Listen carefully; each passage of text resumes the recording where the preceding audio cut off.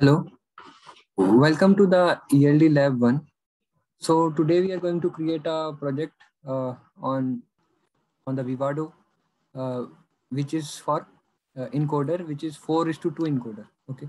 So let's first click on create project. So we are going to configure what we are going to create. So do a next, and then you have to give a project name. So basically, let's give it lab 1 in folder. You can give any name, and you have to select a project location where your present working directory or something like that. So click here, and I have this folder called ELD Lab Demo where I am creating this project. You can go to any location and do this. So for making a folder from here itself, you can do one thing. You can select the space where you want to work, and then click this, and here you can type anything. Basically your folder name comes here. Okay, so after this you can work in that folder. So I'm going to work in my folder, which is ELD Lab Demo. It is so that you have all the projects that you have. It should be under same directory. So you can find them later also. So do a next, and again do a next. So check that this is not checked, right? So take care. And this you have to create a file here. So I will call my file encoder 42. Okay, and I'll do okay, and then do next. So now we do not need any constraints for now. So let's move ahead and do next. I want to add a board, so I'll click on board, and just be careful that you have first clicked on board and then search. Okay, now type basis 3. So basically you'll type it and you'll find it. So this is the basis 3 board. Now do a next and do finish. Okay, so your project is being created. So now we will add our Verilog file that we want to write for encoder. So encoder is a very simple circuit. We will discuss it in the lab. This do okay, do yes, and now you will see that your file has been created. Under the design sources, double click on this encoder 42. Okay, so this is the template that it has created for you. So here you will write your module. Okay, so let me just put some input and output. So for encoder 4:2 encoder, I will have 3 down 0 e input. Let's say this is the name of the input, and I have an output which is 2-bit output, which is 1 down 0 e output. Fine. And now you have these ports on your module, and you want a functionality also. So write some assign statements. Assign e output the 0th bit. I am writing a logic. So basically, this will define a logic equation in my circuit, basically.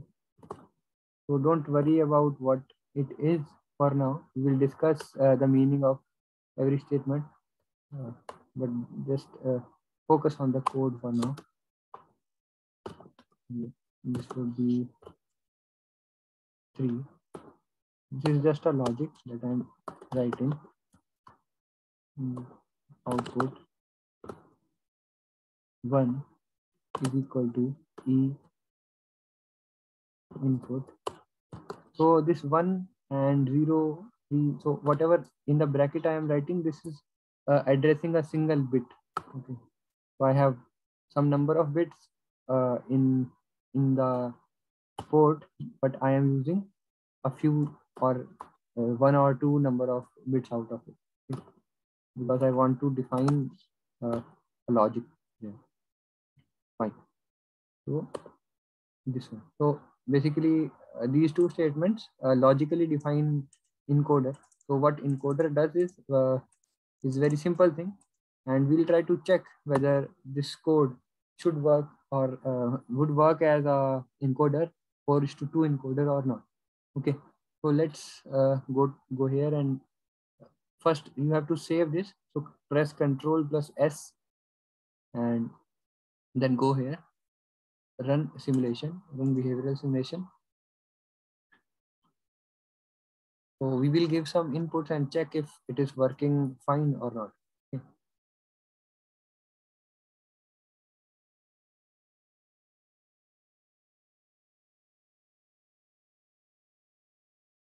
So based upon your computer RAM, it might take a different amount of time for different people. So here is the waveform. So you will see Z and X. This is not defined yet. So I will right click on this input, do a force constant, and I will force 0, 0, 0, 1, let's say. And what I expect is a 0. And let's see. Yes. So I clicked here on the run for 3 milliseconds, and I see that okay, when 1 is given, so this is if I change this to binary, you will be able to see the input port has 0, 0, 0, 1, and then output shows 0. So which means 0, 0, basically the two-bit output 0, 0. Fine. So this is one thing. So it is working fine, but I want to make sure for one more input. So let's say I take 1,000,000. So I'll run it again for some time, and then I see that okay, this 1,000,000 gives me 1, 1, which in decimal is 3. Fine.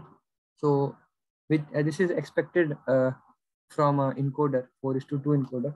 So I'm happy. And now basically you cannot again and again force an input and check the output.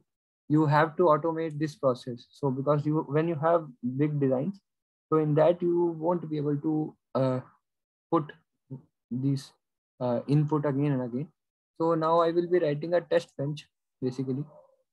So the test bench will apply some inputs and try to observe that on some ports. So basically, I am going to apply input automatically from the test bench, and then I will be observing this output from the test bench.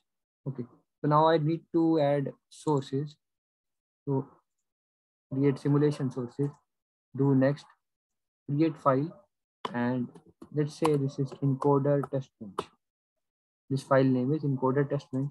I will do an OK and do finish. And I will again do OK and do a yes. Fine. So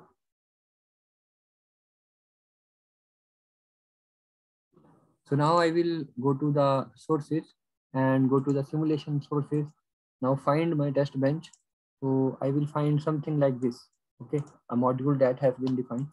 It is pretty much same as what it was, but the functionality would be completely, and the aim why I'm creating this source is completely different. So let me just define some ports now. So this test bench has a port 3 down 0. So it would be, I will observe input here.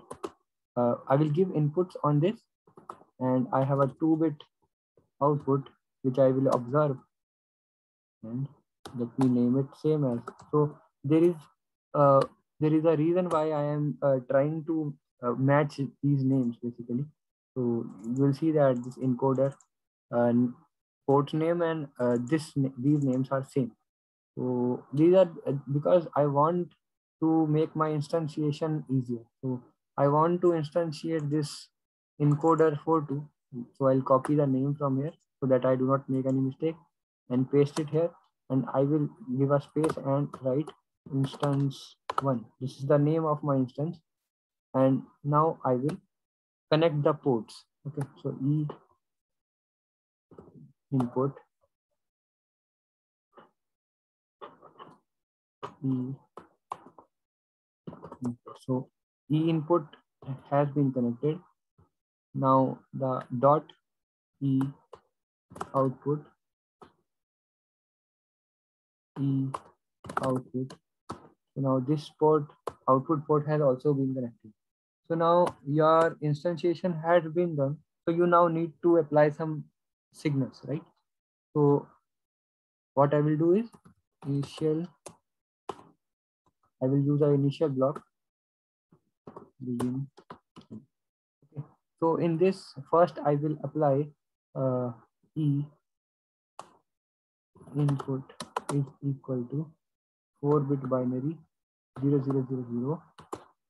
Then I will say, okay, after 5 nanosecond. Why nanosecond? Because I have my unit as nanosecond here. Time unit is nanosecond, and this picosecond is the precision. Okay, so we'll discuss about this. And this input then after 5 nanosecond should become 4-bit binary 1001. Fine. So I also want to test this one 2 more times.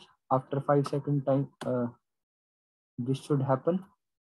Now I will say make this 10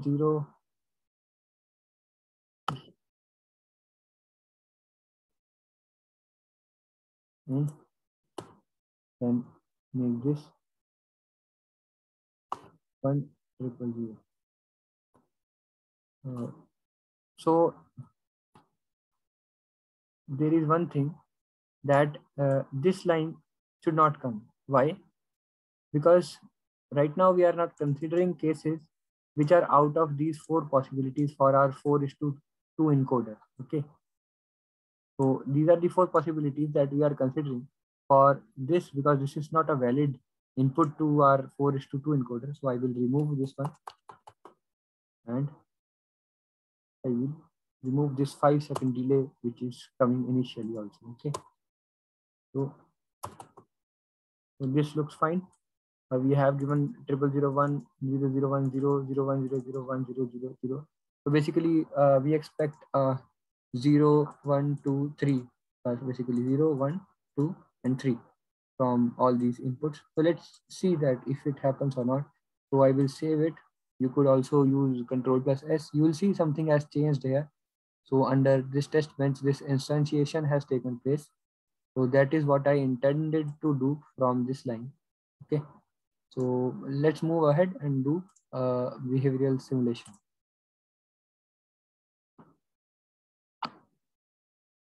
Now we are going to observe that after applying these 4 inputs, what is the output?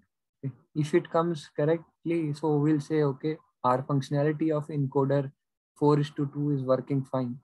Otherwise, there is some issue. Okay. So let me just zoom it. So let me just zoom it out a little bit, because it might have already, the simulation would have already completed. So I will go to very beginning and then zoom in. Okay. So you have to use this marker. Wherever this marker is, your zoom in and zoom out will happen from there on. Okay. So let me just make this input a little bit more clearer to you, a binary. So you see that we gave input signal as 0001 0010 0100 and 1000, and we expected a 0 1 2 and 3. So this is how we are getting this 0 1 2 and 3 here. So this looks fine. So we can say that, okay, for this much functionality, my encoder is working fine. Okay. And if by yourself before the lab, if you are doing this lab, watching this video, you can also think of cases where this code uh, would not be appropriate. For example, if input is 4 zeros, 0 0 0 0, or any input out of this range will not really give me some output that is very meaningful. So you can try and look into it and maybe figure out what the solution could be to make those inputs work too. Okay, so please feel free to ask any doubts during the lab session. Thank you.